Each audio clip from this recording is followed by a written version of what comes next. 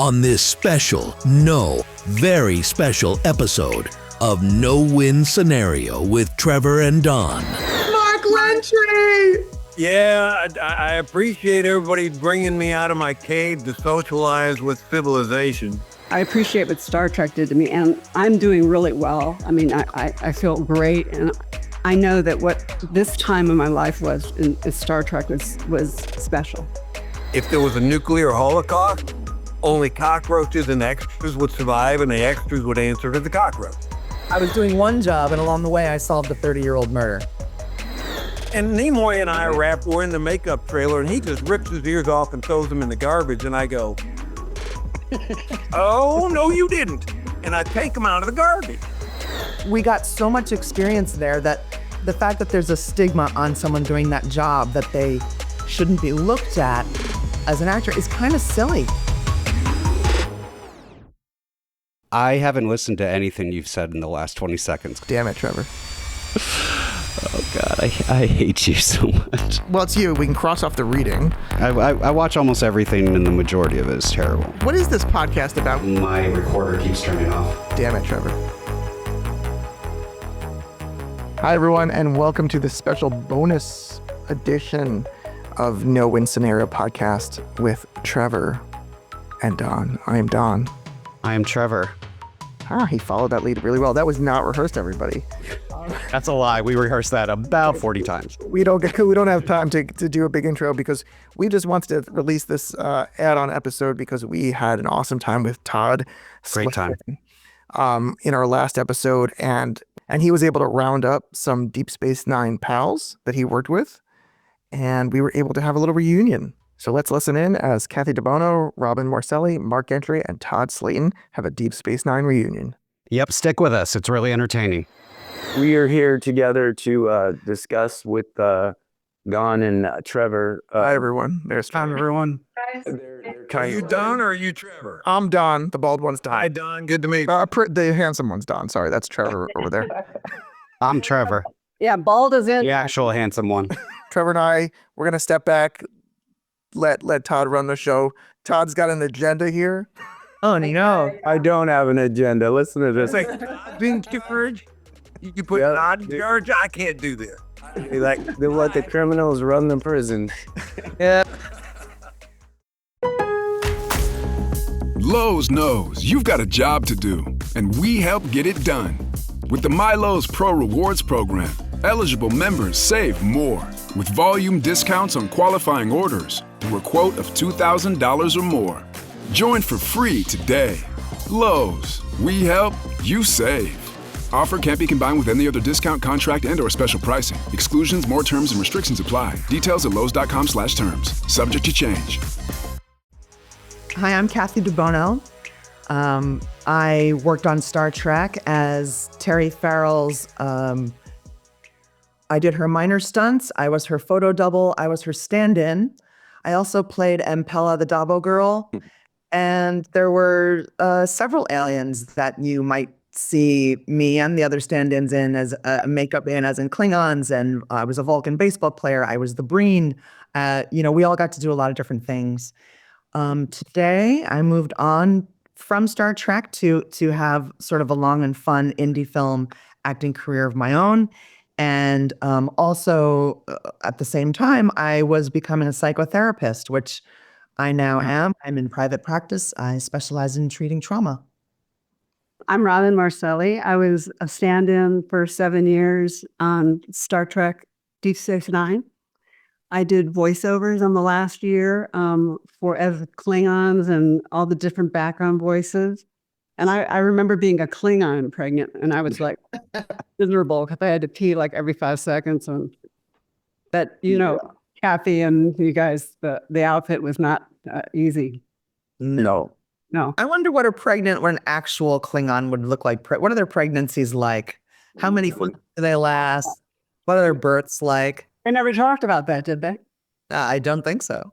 We got a whole other. I don't know. There's definitely people more well versed in all that than I am, for sure. Maybe they have eggs that they sit on. Are you guys sure? No one's ever just go. We don't know.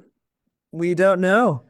Probably just a lot of screaming. That's all. Places where no one has ever gone before, I'm sure. Now, Probably. Todd has to bring in the process of the mating process. How is that done? What is that? Oh, of course, Todd has to bring that. A lot of screaming, I'm sure. Thanks for giving me a visual that I can't unsee.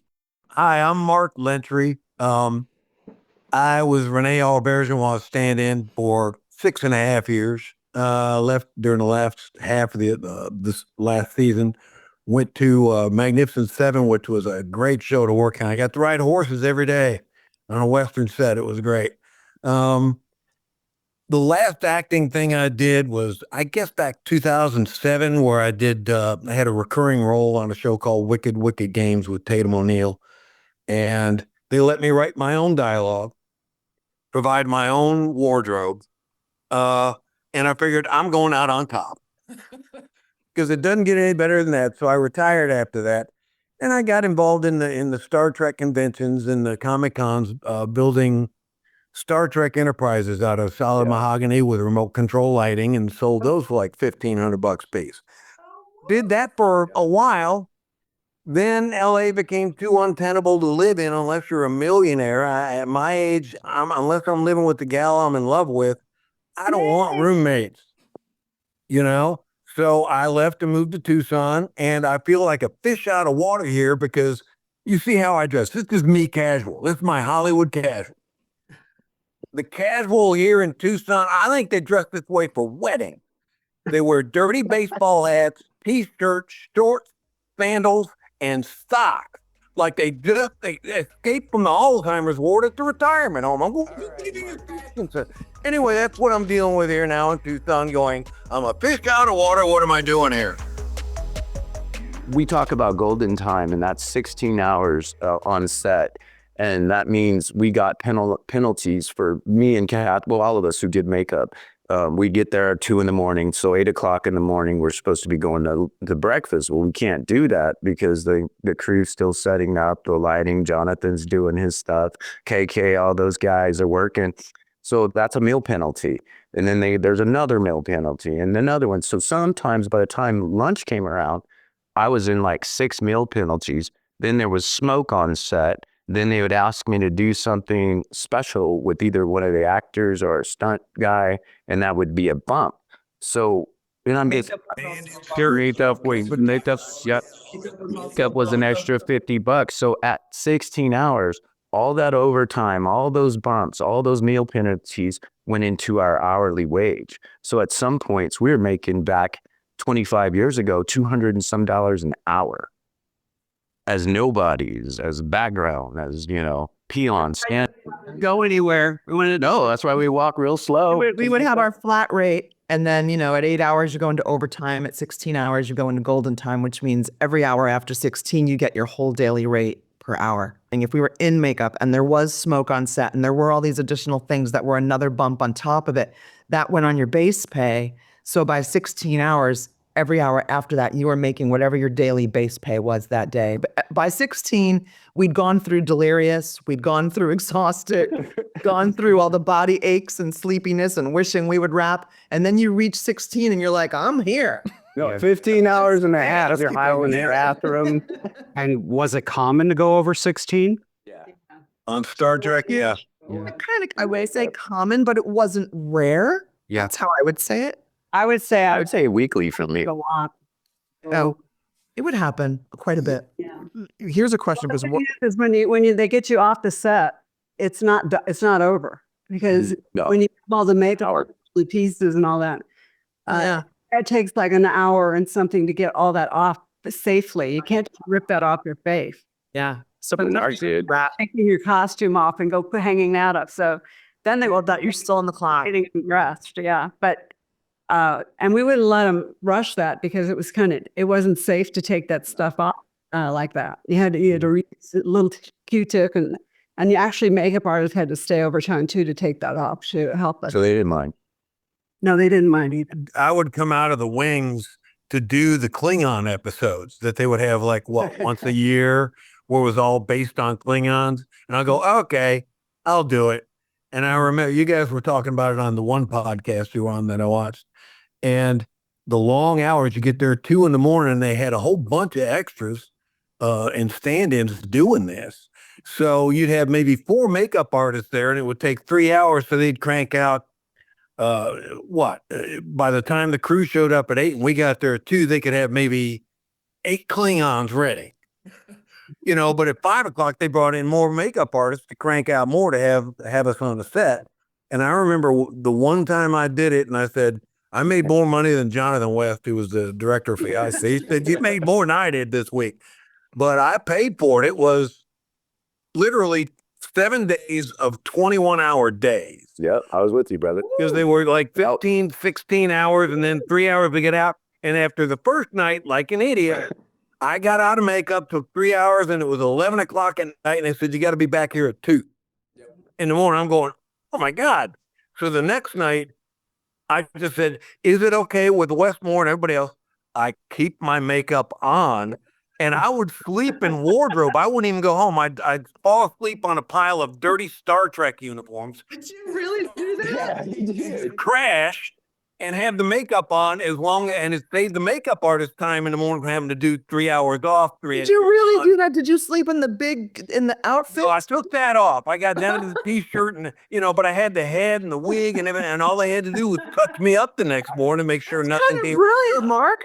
I wish I would have done that. I would have done that with you. We could have had a little Klingon overnight slumber party. We split all the dirty Starfleet uniforms and wardrobe piled over in the corner. I remember Russell English. Bunch of Klingons snoring away and doing it all over again the next day. And by the end of that 7 days, I had the flu. I was so exhausted and my skin was destroyed because I never took the makeup off. Never took it off. You didn't let it breathe. Okay, no. That was the episode that I was so annoyed with Mark. It wasn't his fault because he came late because Mark didn't like doing makeups, and I was like all about the money. And we had to learn the Klingon national anthem. I was not about the extra work. I was about the Klingon national anthem. I still know it. Oh, we got to hear it. Let's go. I'll do it. But at any rate, so I studied, I forget who it was, like Hans Zimmer or somebody they came in and they had like 10 of us and I was the main one and I learned the entire thing that I still know. You don't even see me on TV, but Mark turns right in the camera and he's like, ooh, Creole, and that's all he knew. And I was like, man, I studied that thing today. I still know it. And Mark, that screen time I'm getting it all. He got the screen time. I was like, what the hell? I never forget. He's dressed as some raggedy Klingon, almost as ugly as Cathy was, and he did get. That one ugly. Did you fit in that picture the time I did the Klingon? I think I only did it that one time. Yeah, they'll get it off. Trust me. They have everything he sent me, though. Okay. Why did you only do it once, Mark? Did you not like hated it? I didn't like doing background work. I understood at the time. I know it's a little different now with how they treat the background, but back then it was, if you did background, they did not see you as an actor. And they would not give you a part. They just, as far as they were concerned back in those days, if there was a nuclear holocaust, only cockroaches and extras would survive, and the extras would answer to the cockroach. So, so I did not want to be seen doing extra work unless I was in all this makeup and you couldn't tell it was me. If you're going to see my face on camera, words are coming out and you're paying me. I hear you. Because I worked too long and hard to get the union card and pay my dues. Yeah. There was that sort of stigma. I hope that stigma's not there anymore because it's not there anymore. From what I understand, because there's so much of everybody getting sued nowadays for saying the wrong thing to the wrong person and lawsuits. Well, I'll tell you something. It was a misguided stigma, and I'll tell you why. Because when I came to LA and had zero experience, what's it like to be on a set? That's a whole universe that you have to learn, the vernacular and the politics and the guidelines and the cult, the social norms and stuff. You walk on a set, it is like being in outer space. And I'll tell you, that stigma was really misguided because working in background or being a stand-in is the absolute best way to get comfortable in that universe. Oh, I agree. I agree with it. To learn. That stuff going on around you. You have very low responsibility, low pressure. You do have responsibility, and you do have pressure, but it's very low, and you can sit back and be a sponge and watch the actors and watch what they do and watch the set and learn what is a grip, what is what do the electricians do, what does blocking mean, and I got the best education that way. So when I went on and I was cast as an actor in movies, I was not, in a universe that was shocking me. I was already ready to go. I already knew what that looked like. So I always thought that was a misguided stigma to have. It was just like you're saying, Cathy, it was the best learning experience we could have ever had, being as wet, behind the ears as we were. And I just thank God for that opportunity. I mean, working with all you guys, working with some of these guest stars that we talked about, we know Louise Fletcher. I mean, come on, we were privileged. And at the time, you and I were both the same age, Cathy. And the thing that's really cool about it, I don't know if you and Cathy know that me and Mark went on together to CSI after Deep Space, and that was a whole nother experience. Jonathan West came over, Chris Crosscove came over. At one point when CSI spun off to CSI New York, I ran post-production. That being said, guys, Cathy helped solve a murder mystery you can check out online. Mm-hmm. Or they went too. In real life. This is a way too long story to tell you the whole story here, but if you are interested in knowing the story, you can go, a Dateline came out about it this year, a 2-hour TV episode, and the title of that episode is called The Girl with the Hibiscus Tattoo. And they also did a 6-hour, a 6-episode, I think it's about 3 hours total, but a 6-episode limited podcast series by Dateline called Murder in the Hollywood Hills, which I actually like a little bit better. I like podcasts, they go a little deeper. But both of those will give you all the details you need to know, except they actually leave out the murder I solved along the way. I was doing one job, and along the way I solved a 30-year-old murder. And that's God, for that one, you can Google who solved the murder case of Donna Dickey, and you might come up with something. I think there's a local article in Pennsylvania. That's where that murder happened. I was not an actress. I was I was taking care of my mom actually in Seattle, and we had a business up there which kind of went under because of my mother's health. And so I came to LA, and after I got help for her, and because I always wanted to be an actress. I did theater and all kinds of stuff earlier in my life. When I came, I had a couple interviews. I did In the Line of Fire with Clint Eastwood. I was an extra in that, and did this crazy show, The Nanny, with this horrible, the worst bridesmaid outfit that you could ever imagine. It looked like I was at a quinceanera, but terrible. Lowe's knows you've got a job to do, and we help get it done. With the MyLowe's Pro Rewards program, eligible members save more with volume discounts on qualifying orders through a quote of $2,000 or more. Join for free today. Lowe's, we help, you save. Offer can't be combined with any other discount, contract, and/or special pricing. Exclusions, more terms, and restrictions apply. Details at lowes.com/terms. Subject to change. Here's a fun fact about Robin. Robin was a Playboy bunny back in the day. Uh-oh. At the club or in the magazine? No, not on the magazine. I graduated from Western Illinois University with it. I have a pre-law sociology degree and theater also. Pre-law. I like a smart woman. And so I paid for my own college. I had to pay off my loan for college. So I lived in Western Illinois. I was from Lake Zurich, Illinois. So right north of Illinois was Lake Geneva Playboy Club. And I went up there for a job, and I got a job as a Playboy bunny, and cocktails 40 on a plate, but the tops. I can't imagine that. I think it's really never knew that. I wear Birkenstocks now. I never knew that. Robin was one of the little cottontail anymore. Oh yeah, I have the tail. I did keep my cottontail on my ear. There you go. But that was a hard job, but it paid for my college. And then after that, I went to Continental Airlines. I was a flight attendant for 5 years. So some women actually do become Playboy bunnies to play for school. That's not just a trope. Oh, Gloria Steinem than me, probably. I don't know. Mark, how did you end up on Deep Space? I was doing utility stand-in on Next Generation. And during it's an interesting story. I don't know if anybody really knows it. And during hiatus between 1992, before we started Deep Space Nine, Mary Howard, the producer of Next Generation, called me at home and said, we're doing a spinoff called Deep Space Nine. Not everybody's been cast yet. We want you to come in to Paramount Lot and do a makeup test. We want somebody who's got normal looking features to design the makeup on for the security guard Odo. And, we want to see what the makeup will look like. And they would just pay me stand-in rate. So that's all I thought it was. It's like, okay, I'll go down.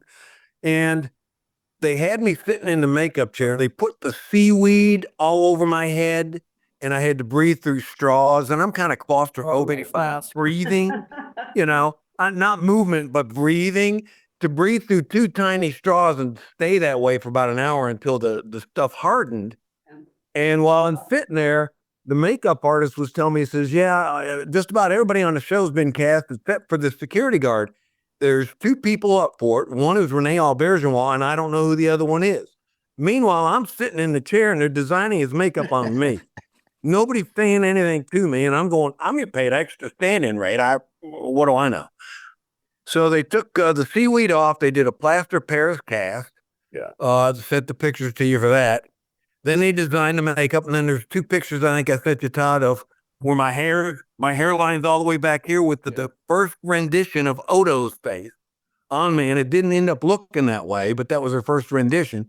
They wanted me to do a screen test with the makeup in the costume, and I'm still thinking I'm just doing what they tell me. They said, so smile real big. They want to see if there were wrinkles or something wrong with the application or whatever and how it looked. So I'd smile. Then they say, turn to the left. So I'd turn to the left. They say, make a big face. Okay. I was just doing the basic nothing. And then they said, okay. Well, then they decided to cast me as the stand-in for Odo. And I went, cool. 7 years of, consistent work. Yeah. And so I'm standing in for Renee. And I know Robin got along with Renee, and I never had a problem with him, but he was just very civil with me, and he kept me at an arm's length. And I never knew why. When there was off-camera dialogue, he'd always want Randy to do it. He would never let me do it. And I'm going, what did I do? How come he doesn't like me? And about the third year in, maybe the fourth year, Jonathan West, our director of photography, we're off set one, taking a break or whatever, and he says, Mark, do you think you could have played Odo? I said, well, sure. I said, why do you ask? He says, you don't know, do you? I said, no, what? He said, you were the other actor that was up for it. And I said, why didn't they tell me? He said, well, they thought you were just a stand-in without acting experience. They didn't want to freak you out or make you nervous. I said, I'm freaking out now that they didn't tell me. Because I didn't know that screen test instead of just turn to the left. I'm going, Hey, but here's another Star Trek related story. Mark, tell them about you doubling for Spock in the eBay ear story. I think that's pretty fast. That was on, I think it was a 2-part Next Generation episode called Unification that Nimoy was on. And they had done, I said, yes, I will do background on that one. I will be a Vulcan, part of his emissary. I want to be right next to him. And they had wrapped us at about the same time. And like you guys have discussed, the actors had the spirit to play, just rip the stuff off. We had all, and Nimoy and I were in the makeup trailer, and he just rips his ears off and throws them in the garbage. And I go, oh, no, you didn't. And I take them out of the garbage. And I hang on to it for about 20 years, and I end up auctioning them off on online auction for Star Trek stuff. I held on to it for 20 years. I had Odo mask, one that was used with his makeup on, one that was unused. I had a William Shatner pin that he had made for Wrath of Khan, only 200 of them made of the emblem that pinned on. sold those, sold the baseball on Avery's desk that he gave me. Avery said, "Don't say I never gave you anything, Mr. Luncher." And he tossed me the baseball at the end of 1 year. Was baseball from the Hollow Suite too. I do too. I got more from that baseball than the Spock ears. And I'm going, I talked to Todd about this. I went, I'm going to go out and buy some baseballs, put the Star Trek emblem on them, sell them. They couldn't prove it. They'd have to do some CSI on the threading if that was the thread that was used in 99 or whatever have you. But that being said, do you guys remember the last episode was a two-parter? They gave us a 120-page script. It was black. The script was black. I have two of them.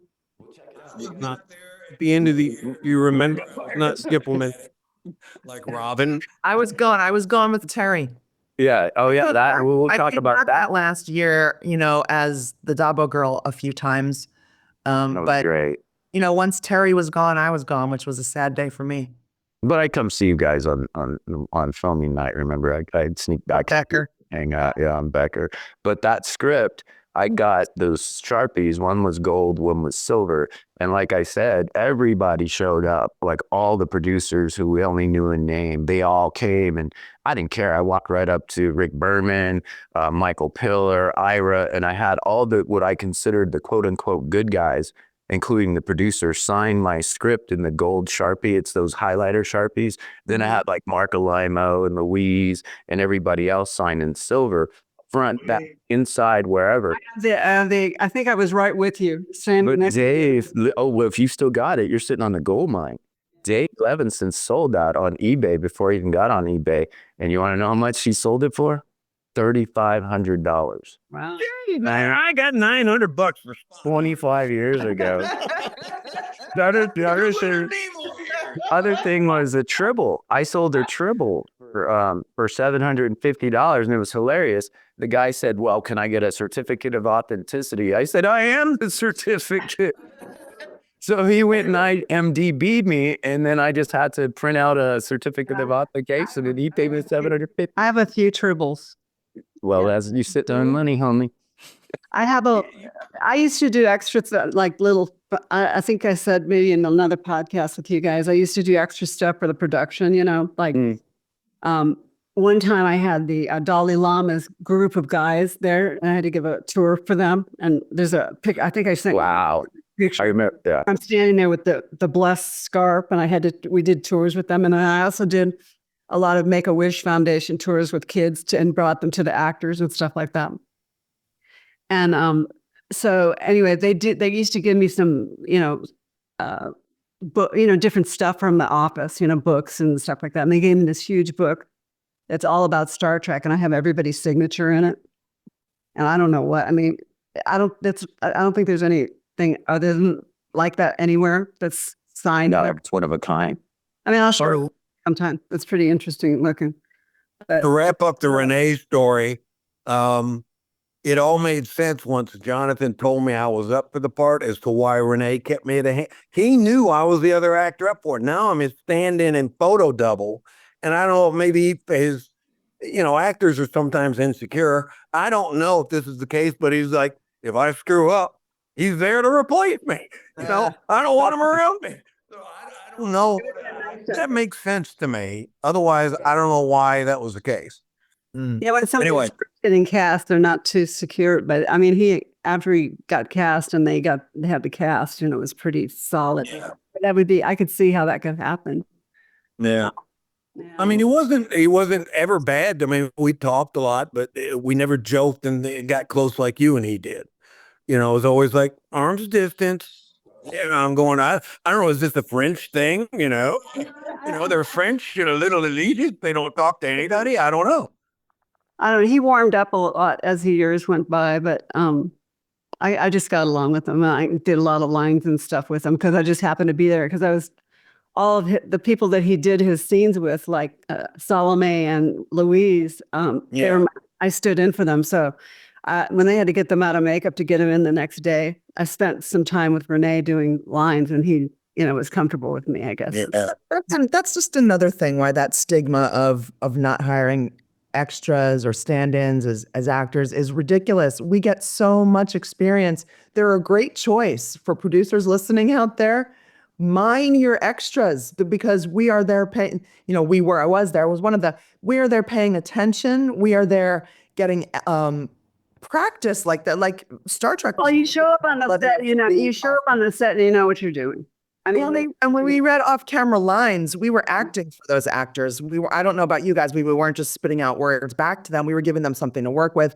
I mean, we got so much experience there that the fact that there's a stigma on someone doing that job that they shouldn't be looked at as an actor is kind of silly. With everything that you learn on the set that no acting class will ever teach you, like how to do, over the shoulder, where to, look, how to hit your mark. They don't teach you that. We learned all that on the set. Finding the lens, finding the lens is huge. You can't look for it. You got to know where it is. Well, you got to know camera left versus your left versus camera right, downstage, backstage. Sense. We got to build all that sense up inside of us. I know that moving on and having done, indie films afterwards and getting to be my own actor, I know all that had nurtured me from Star Trek and made me ready. Yeah. Well, it was different for me because, again, Sirach had limitations on set. So I was thrown in, man, like day 2, reading with Avery and Michael Dorn and LeVar's directing. And I'm just overwhelmed because that's Kunta Kinte. And now I'm standing in front of him and he's holding me by my shoulders going, and then you're going to go over here. And I'm like, okay. And Avery's like, well, listen, kid, you need to relax when you do that. And I'm just like, holy crap. I can't believe I'm here. And that was what the limitations were with Sirach. He only had 8 hours and he had to do the school and everything else. So I was constantly showing Sirach what the blocking was. And you guys know how Sirach was. He was like, I got it. And he did. Sirach was a consummate professional. he was like our kid on the set. He was great. I remember I got in trouble one time. I got in trouble one time because Sirach was on set, but it was like, hurry up and wait. So Avery comes running up to me and I'm in Starfleet uniform. He's like, where is Sirach? I go, I don't know. I think he's in his trailer. He goes, you need to go find him. So I go find Sirach. He's dressed up in toilet paper, completely covered himself in toilet paper. And he's walking around the Paramount set going up to tour groups going like he's a mummy. The tour groups, when they come by, they just went crazy. Because we're all, they saw so many aliens outside that actors were in and out outside. But it was really non-smoking. It was really an unusual. Mark's smoking one right now. I mean, like for me, after I had my baby, I was still there another year, and I had no place to. I didn't have him there I had him in daycare at home. And I didn't have him at the studio like a lot of the actresses do because I'm not a full-on actress. Mm-hmm. So I'm pumping my milk in the nozzle and in her trailer and using her refrigerator for milk to bring on the kid to get him out of daycare to get home for 2 hours to get, it was like crazy. So there's a lot of stuff like that. Everybody was there a lot, and even the actors. That's why we got to know some of them. Yeah. Well, because we spent so much time. Very tight with everybody. Terry and I were very tight. I mean, we, first couple of years there, we hung out after. We always hung out outside of work. I became her personal assistant. I was also her massage therapist. After that, when she had, left Star Trek, left acting, and now she's married and had a baby, I was her nanny and took care of her kid. So, we formed a lot of relationships during that show that will, live in my heart. Your kids could get free or low-cost health coverage from Medicaid or CHIP. Even if you've applied before, they may be eligible now. Kids up to age 19 are covered for checkups, vaccines, dentist visits, hospital care, and more. And if they already have Medicaid or CHIP, remember to renew every year. Visit insurekidsnow.gov or call 877-KIDS-NOW. Paid for by the U.S. Department of Health and Human Services. It must have been hard to sort of have your careers and your livelihood and your jobs be so tied to another actor who could be gone the next day. So, I mean, Cathy, you brought it up with Terry leaving. I don't know if you had any warning on that. And just for all of you, I wonder if you could just sort of weigh in on that sort of added pressure to your careers at that time when some of you were fairly green. Yeah, I got this job on Star Trek. I had been in LA for less than 6 months. It was super lucky timing. I was working on Romeo and Michelle's high school reunion as a stand-in for Cameron Manheim, and I was doing background on that show. And someone who worked for Central Casting, who was in charge of finding stand-ins and background actors for Star Trek Deep Space Nine, met me there. And apparently, the stand-in who had been working for Terry Farrell on that show was leaving, and this was the guy, gosh, I wish I could remember his name, but I can't. But he was charged with finding a new stand-in for Terry Farrell, and they also wanted someone who could, photo double her. So You went through a few until you came. yeah. So he invited me for this interview, which I was real excited about. I was brand new in LA, and I'm looking for a regular job while I'm pursuing acting. And gosh, wouldn't it be great if it was actually on a show? So I go in for my interview for this job to meet the assistant directors on Star Trek, so they can interview me for this job. And I'm sitting in the production office, and BC, who was the assistant director I was going to interview with, walks into the office and sees me out of the corner of her eye and goes, "Hi, Terry," and then keeps walking and turns around and looks at me and goes, "Are you here for an interview?" And I said, "Yes." And she said, "Wait right here."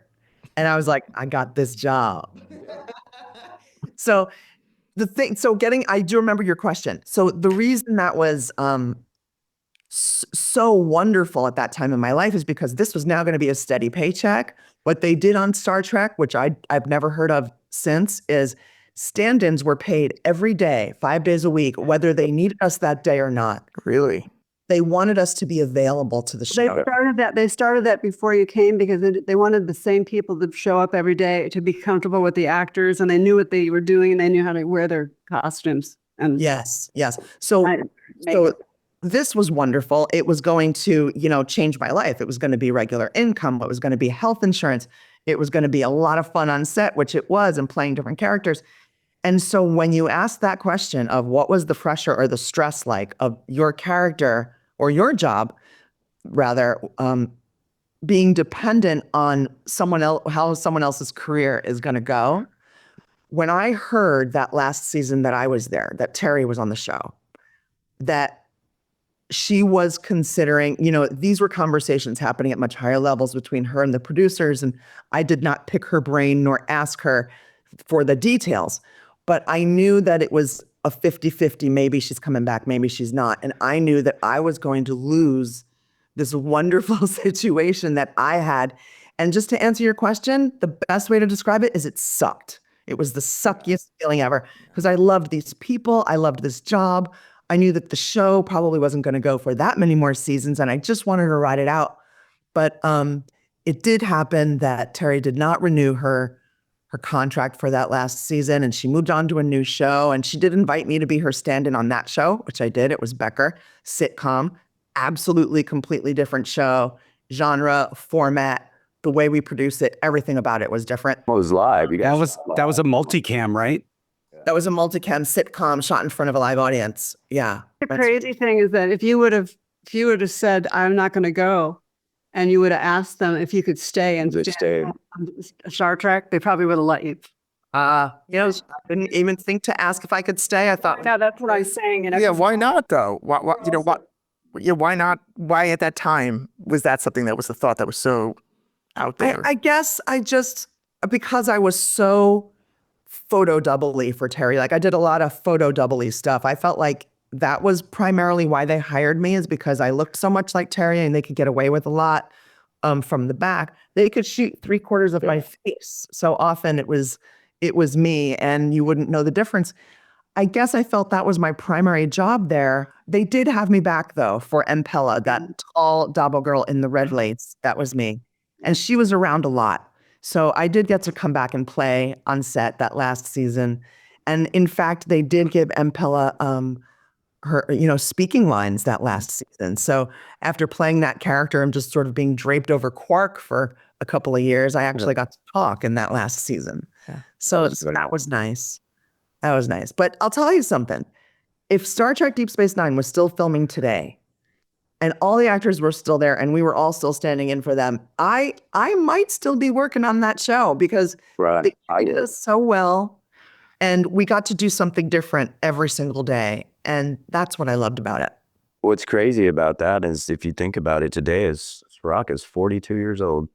Man, He's he's twice as old as we were when we. I know. And When I saw him at Aaron's memorial when he passed away, I couldn't believe it. It was like standing here. It was like a man, this big grown man. ass man, yeah. Yeah. But still, he goes, "Oh, I really missed you." He was just like, he turned into this little kid when I saw him again. It was, Yeah. for me, I would have lost my job, and I fought for my job to get it back. But I wanted them to see the value of me being there. I could stand in for almost all, unless they were, even when they were tall, I wore tall shoes. Right. So if I Sounds like Shelley, huh, Mark? Yeah, and I was taking care of my mother, so I could not lose my job. You know, I was in charge of her, and but I loved it. I loved working with Louise. I loved working with Salome. I loved working with these guys, the whole crew. It was a special deal for me, and I just hung on. For me, the biggest takeaway I have, and the love of my mentor, my son's godfather, he called me his surrogate son, was the experience that I got to live with Brock Peters. I used to go every weekend and just to cut his grass, because he had hired somebody. I'm like, look, man, I throw my lawn equipment in the back of my trunk, my whole lawn mower, my weed whackers and everything, rakes, and the kids would be in car seats in the back. And one of the most precious stories I've ever had was I was out cutting the grass, and the kids come walking out. They said, "We can't find Uncle Brock. We can't find Uncle Brock." So I go in the house and I'm all dirty. I go, "Well, you guys go over there, look over there." And I go look, and Brock had a sauna in his bedroom. And I open the door of the sauna, and Brock, To Kill a Mockingbird, he's standing there, and he goes, and it was like, what is going on in my life? This man, this legend is playing, hide and seek with my kids. And that all came from our experience with Star Trek. And I give Avery that credit, because I've said it before in a different podcast. I had a brother who was handicapped to this day. And he had, it's a long story. I've written it, and I'll eventually shoot it. Well, Avery knew that. And when Brock came to set, Avery told me beforehand, he told me, "Brock's coming. You're going to be right here. If he moves left, you're moving left twice. If he moves right, you're moving right twice." Everything. And he set up that relationship and basically told BC and everybody, "Todd is going with Brock." And that's what I did. You know what Brock did with the background? He would come to the background. He'd sit there and he would tell stories and talk to people. Oh, yeah. It's so interesting. And to me, To Kill a Mockingbird is like just for me, very special. Well, imagine me going around with him, rubbing shoulders with Lionel Richie, Herbie Hancock, Lilo Schifrin, all these legends. I was third row, and you can see it online. If you look up Gregory Peck's funeral, I was right behind Brock, who was the MC for Peck's funeral. So I was there for all that stuff. And it all comes from Star Trek. It all comes from Avery. I moved Herbie Hancock's Testarossa, and I didn't even know how to start the damn thing. It was, experiences like that. Stevie Wonder I ran into OJ. That was the freakiest thing. Right after he got acquitted, that was wild. But meanwhile, we had just had dinner with Magic Johnson. I had dinner with Steven Spielberg, with Brock. And, the funny thing is too, I wanted to say, Robin, Cathy, Mark, my kids hate Hollywood. They don't want nothing to do with Hollywood at all. My daughter That's best. Right. Yeah, she's working on her master's degree. She works with kids that are going through the court system, such as I had. We had a child advocacy lawyer, or not a lawyer, but a counselor, and that's what she's now doing. She's I did that in Chicago after I got 27. My son now is almost in his 10th year in the Air Force, believe it or not. Yeah, so I did something right. When I was on CSI, there was a script supervisor who was a huge fan of Brock's. Her name was Paula. And I asked the crew, because Brock was represented by Paradigm, and we're filming downtown LA right next door. So I got permission to have Brock come meet us for lunch. And I told him about Paula and being this huge fan of his. So Brock comes in, we get our lunch. Paula's already sitting. So I sit on one side of Paula, Brock sits on the other side, and she's, oh, hey, honey. And I said, hey, Paula, I want to introduce you to a good friend of mine. I go, Mr. Brock Peters. Paula, in regard to what you're saying, Robin, Paula just jumped up and like almost had a nervous breakdown. She was crying. She couldn't believe it. She was shaking. And I'll never forget, Brock grabbed her and held her. And he said, I'm just a man, not just a man. And the whole crew, women and men crying and everything, just watching this interaction. And he sat there and rocked with Paula for like 2 minutes. And it was just a testament to what you're saying. When I first came to Deep Space Nine, I was very nervous to meet Terry Farrell. She was a big star. She was a supermodel. I was there to photo double her. So she had not seen me. Other people had hired me. And so that felt a little vulnerable to me. What if this actress sees me and disapproves? So I was very nervous to meet her. And I met her the first day we were shooting. I was actually not just standing in for her. And the very first time we're shooting, I'm photo doubling her. Right. So she's meeting me while I'm dressed just like her, with the leopard spots on her face, my hair done like her. I'm wearing her same, like that spandex Starfleet outfit. And we're out at a rock quarry. We're shooting out on location, and it's hot and sweaty. And Terry had a health issue that would make it necessary for her not to be in the sun for very long. So she would walk around with a parasol. And it's time to do her scene where she's going to be walking through the rock quarry, gun drawn, creeping around, looking for whatever they're looking for. And they ask her, do you want to do it because it's out in the sun, or do you want your new photo double to do it? Well, here was the moment of truth. She asks to meet me. She wants to see me in the spandex outfit. Oh my God. Because she knows whatever my body looks like in that outfit, the world is going to think. And it looked great. Yeah, so they tell me she wants to see how you look in the outfit. And she comes out with her parasol, and she was like, hi, I'm Terry. And I said, she's very nice. And then she said, will you turn around for me? And I was like, oh my God. And I turned around, and she looked at my body, and she was like, wow, well, let her volleyball butt do it. And then she walked away. And so that was my approval. I got my approval. What she meant by that was I was a volleyball player, and she knew that. So Cathy was in shape.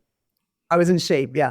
And so that was my big moment of relief. And then at the end of that day, I'm taking my makeup off in the trailer, and she comes over and hands me her own personal products to take it off, like they're gonna be higher quality products. And she says, I don't let anybody use these, but you and I, at the end of the day, you can use these to take off your makeup.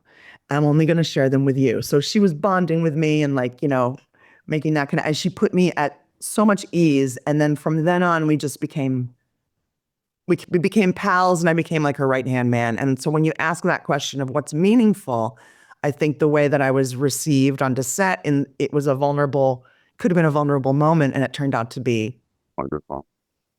Yeah, very, friendship forming and lovely. For me, I got to go back to my involvement because of Sirach and John Bennett also, who passed years ago, which was Avery's double. John would go off and do a lot of stunts. For me, hands down, my favorite episode is Far Beyond the Stars, when we go back in time. I had the privilege of basically reading with all Sirach stuff with Avery as not only an actor but the director. I had the opportunity to double Sirach in that episode, and to work, of course, as Brock's assistant. And there's a very touching story with me and Brock and Avery. Here nor there, I've told it before, but one of the things that was amazing is that was my mom. I'm 52, and my mom's 50th birthday. Avery had her as his special guest there, and we didn't plan anything. And at lunchtime, there's 200, 300 extras. Avery pulls my mom up on stage and has the whole company sing happy birthday to her. That was really just an honoring moment that he would do that for not just me, but for my mama. And she still talks about it. She to this day, she's dealing with little touches of cancer, and that's something she holds on to dearly. So again, Kunta Kinte, LeVar Burton, Avery Brooks, Brock Peters, Michael Dorn. I don't want to make it a black thing, but when I looked at Star Trek Deep Space Nine beforehand, it was a black thing. Penny Ann. I used to go to church with Penny Ann Johnson, and Brian Andrew, Earl Russell, on and on. And then Another one I became good friends with. yeah, Michael's hilarious in that. Dave Kloshnik. He was my makeup artist. He actually came and did the makeup at my wedding when I married. And I had a nephew who got burned by just a silly accident. And his face was 2 different colors. He's very dark skinned. And he had 2 different color on his face. And he was my ring bearer. Dave Kloshnik, Dr. Q came in and he matched all of his skin color so he wouldn't be embarrassed to this day looking back at my old wedding pictures. Now I look at them and I'm embarrassed, but you're just kidding. But yeah, that experience and just being welcomed into, people, men I looked up to, women I looked up to, even Terry, I knew who Terry was, and just having that ability to be a part of that, I just feel very blessed. So. Mine was pretty simple. It's like, as a kid, I grew up with the original Star Trek. So I was a Kirk, Spock, and McCoy guy. And I remember at that young age, I'm going, I'm going to grow up and be on Star Trek. Not knowing it's a TV show they're going to cancel. It is not going to be on. Lo and behold, I grew up and was on Star Trek. So I go, gotta pay attention to what you put out to the universe, because things come true. It happens. For me, just having a job for 7 years and being able to care for my mother at the same time, to feel like I was doing a little bit of what I love to do, even though I wasn't an actress in my own show, or I was respected and was able to spread my wings a little bit and enjoy that part. And I loved how everybody treated each other. And the one thing that really stands out to me all the time is we had a guy that worked, Deej, who was killed one night. Deej, my buddy Deej. Driving back to, we had long hours, and they'd go home on the weekends. He lived up north. And we were all close, we'd all have, they kid around. We all laugh. We had a lot of laughing. We knew each other so well. We even knew the grips, the lighting people, everything. Anyway, he was suddenly killed on the way home, driving back to work from the weekend. And I remember everybody from the office, Ira Bear, Ron Moore, all of the writers. Even I can't remember if Berman was there or not, but I think he may have been. But we had a memorial thing in one room where everybody came to basically cry because we lost this guy. That was when Cathy and I first got there. That happened. And it was wonderful to me because it just shows that we're all human, no matter how far up the whole the food chain we are. Correct. We all, being kind and caring about each other, and in this business in Hollywood, it is crazy. It's like Mark says, but we cared about each other a lot, and I think we all knew it. And when people would leave or when they'd come, especially Mark, when you left, it was like all of a sudden this guy that I've been around all these years was gone, and we understand, but it was really special, and I think it'll continue to be. And then the other thing is that I've been diagnosed with Parkinson's, so I am very emotional anyway, because I have I appreciate every single day. I appreciate every friend that I have that cares about me. I appreciate what Star Trek did to me, and I'm doing really well. I mean, I feel great, and I feel like I have a lot of life and stories ahead of me, but I know that what this time in my life was in Star Trek was special, and I'll never forget it. No matter how hard things get with your mom with cancer, and with Cathy, who had just had back surgery and recovered, and Mark just being great. I just had cranial rectal extraction surgery. because we're doing things like this, we'll talk. Cathy and I have always got back together after several years. And now we've been, we had a pajama party last weekend, just, watching documentaries and eating food. Mark, don't even think about it, brother. Stand-in slumber party at my house. I'll be there. I'll be here too. I think it's brought us all back together a little bit during the podcast, and I thank you for that.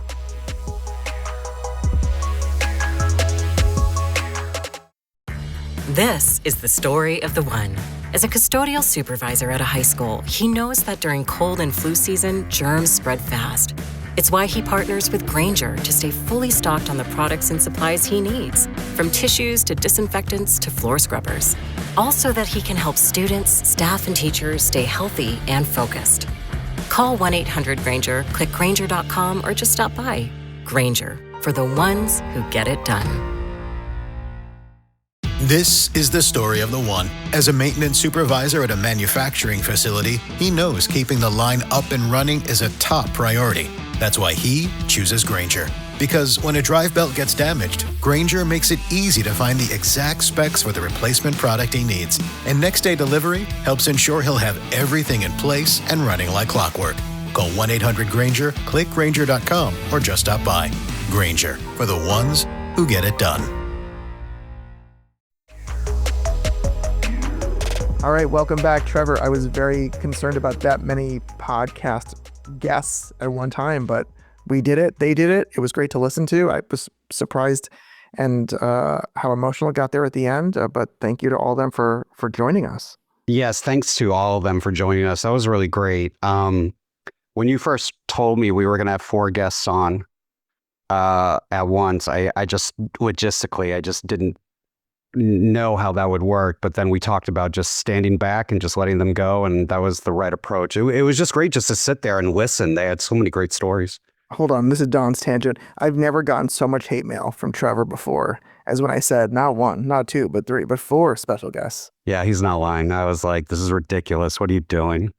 We can barely balance 1 guest. How are we going to do 4?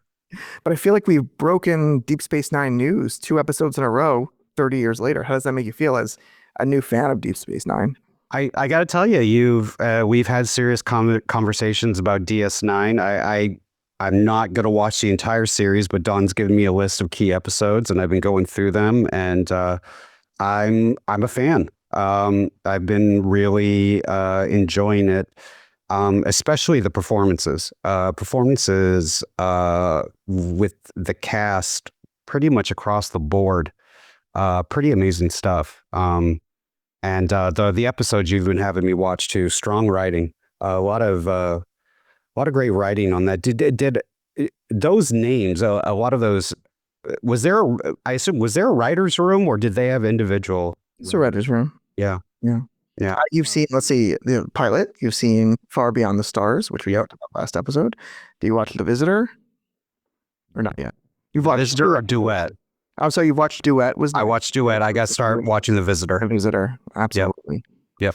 That's great. And then next up, once you get through all of Deep Space Nine, I don't care what you say, then we're turning this into a Babylon 5 podcast. No, we're turning it into a Neon Genesis Evangelion podcast, and then maybe we can turn it into a Babylon 5 podcast or whatever it's called.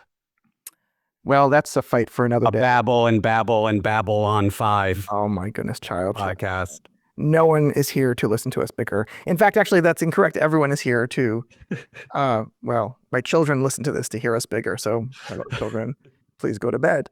But with that, I think we're just going to wrap it up, Trevor, because that was such a nice reunion. That was really great. And it was really special. And it had genuinely been a long time since a few of them had spoken to each other, and you could see how meaningful it was. You really could. It was really something. And they talked about a tiny bit. They talked about old beefs, but then they talked about how the whole thing was just overall great working together. But the thing that just stunned me the most were the hours. I mean, I know that part about the industry, but to hear about them personally talk about the hours, oh my God, that is unreal. Yeah. Yeah. You know, it's also something about production people think about. The body doubles, the stand-ins. Yeah. They're actors and they're still doing it and they're learning it. And what an interesting way to get into the industry as well when they're all like early 20s or so, more or less. Right. I mean, we seriously could do a documentary. I mean this solely on the Vulcan makeup process for all of these decades and how much time alone that eats up. How they have to come in hours before call time, or their call time is hours before most of the crew's call time, and they got to stay in that makeup, and how they sleep in that makeup, and that's unreal. My only regret, Trevor, is that when you and I worked on my sci-fi series, is that I didn't put you in any makeup. I just had you hold a broom in front of a light back and forth for hours. Yeah. My only regret is just working on your sci-fi series. That's my only regret, is just being a part of it. So in any capacity, and that will definitely not happen again. Trevor. Yes. Have we talked enough that we can now go to another ad break? If there's anything this outro needs, it's an ad break. So thanks everyone for joining us on this special episode of No Win Scenario. What do you have to say? I might even add 3 ads to the end of this one. You might. Just hoping a Whole Foods one hits. Yeah. Well, thank you for listening. Thank you to Cathy Debono, Robin Morcelli, Mark Gentry, and Todd Slayton again for letting us be a fly on the wall for the reunion. Yes, thanks to them, and thanks to all of our listeners for going with us on this journey. It's been a great time. And it's been interesting, just again, I know we keep fake ending, but you know, we started One Direction a couple of years ago, and we're kind of just going along for the ride and getting guests and seeing who's next, and it's been interesting as people passed us along. So thank you to all our guests so far. Absolutely. Well, Don, Trevor, good to see you. Until next time. Until next time. Mental health is everyone's concern. If you or someone you know is in crisis, please use these resources. For U.S. listeners, call 1-800-950-6264 or text Helpline, all one word, HELPLINE, to 62640 or email helpline@NAMI.org. That's NAMI.org. For our international listeners, please visit suicidestop.com. That's SUICIDESTOP.com.